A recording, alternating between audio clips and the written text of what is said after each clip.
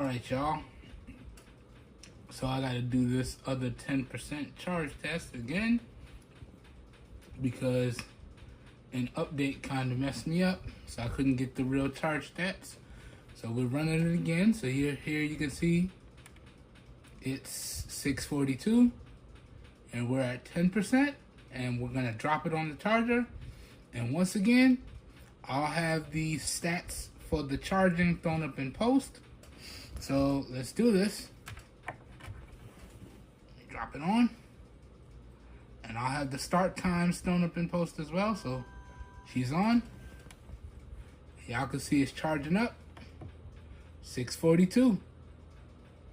That was actually really quick. Let me just double check. Yep, she's charging up. Alright, I'll have the start and end times for the charge test thrown up in post. And this was 10% to 100. I hope you guys and gals enjoy. I hope you guys and gals found this helpful. And we have 2 left. 15% to 100 and 20% to 100. And I have to say, I really am enjoying this Pixel Watch first generation. Now, it is kind of bumming me out that these updates keep messing up my charging stats, but it is what it is. But as of right now, my Pixel Watch first generation is updated to Wear OS 5.0, which is running on Android 14.